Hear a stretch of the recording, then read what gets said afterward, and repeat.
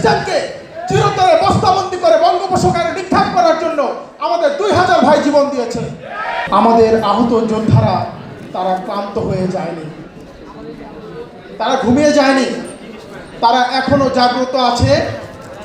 ফ্যাসিবাদের বিরুদ্ধে এই আহত শরীর নিয়ে আবারও যদি রাজপথে নামতে হয়, তাহলে আবারও এই আহত যোদ্ধারা সবার আগে রাজপথে নেমে আসবে। প্রিয় বন্ধুরা, চিকিৎসার কথা এখানে বলা হয়েছে, আমি এটা আর পুনরাবৃত্তি করতে চাই না, কিন্তু আজকে এই কথা শুনে খুবই কষ্ট লাগলো। আমাদের সার্জিস আলম ভাই বলছিলেন যে সিস্টেম আমাদেরকে মূলা দেখাচ্ছে, সিস্টেম আমাদেরকে কলা গাছ দেখিয়ে দিচ্ছে। এটা তো আমাদের জন্য অত্যন্ত দুঃখজনক।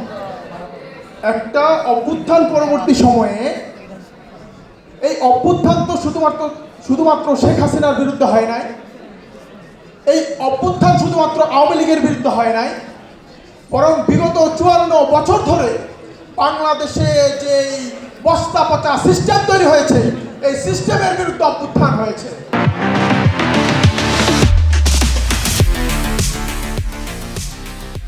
এই সিস্টেমকে চিরতরে বস্তাবন্দি করে বঙ্গোপসাগরে নিক্ষেপ করার জন্য আমাদের 2000 ভাই জীবন দিয়েছে।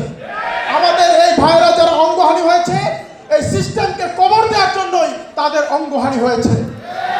কিন্তু আজকে এই সিস্টেম আমাদেরকে মূলা ঝোলাবে, এই সিস্টেম আমাদেরকে কলা গাছ দেখাবে, আর আমরা বেঁচে থাকতে এটা সহ্য করে নিব, এটা কোনোদিনও হতে পারে না। সংগ্রামী সাথী বন্ধুগণ, আমাদেরকে সজাগ থাকতে হবে। ফ্যাসিস্টের পতন হয়েছে, কিন্তু ফ্যাসিবাদের পতন কিন্তু এখনো হয় নাই। প্রশাসনের অনেক জায়গায় এখনো ফ্যাসিবাদের দালালরা আছে, আমলাতন্ত্রের অনেক জায়গায় এখনো ফ্যাসিবাদের দালালরা আছে। তাদেরকে উৎখাত করতে আমাদের সজাগ থাকতে হবে, সচেষ্ট থাকতে হবে।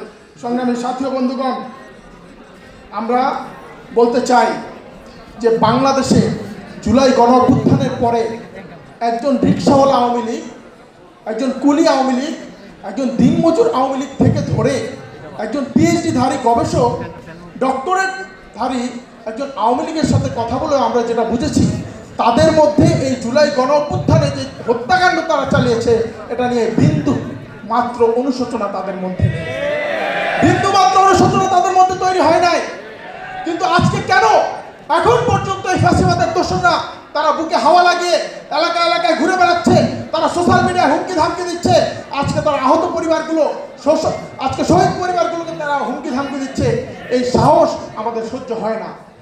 এই জন্য আমরা বলতে চাই, অনতিবিলম্বে ফ্যাসিবাদের সকল দোষরকে আইনের আওতায় আনতে হবে, এবং যে বস্তা পচা সিস্টেম, এই বস্তা পচা সিস্টেমকে চিরতরে কবর দিয়ে বাংলাদেশের যে নতুন বন্দোবস্তের কথা আমরা শুনছি, ইনসাফের বাংলাদেশ, ন্যায়ের বাংলাদেশ, স্বচ্ছতা, জবাবদিহিতা এবং জন আকাঙ্ক্ষার বাংলাদেশ আমরা দেখতে চাই। এবং সেই বাংলাদেশ গড়ে তুলতে আগামী দিনে সবার আগে আপনাদেরকে পাশে পাবো, এই আশাবাদ ব্যক্ত করে আমি আমার বক্তব্য শেষ করছি।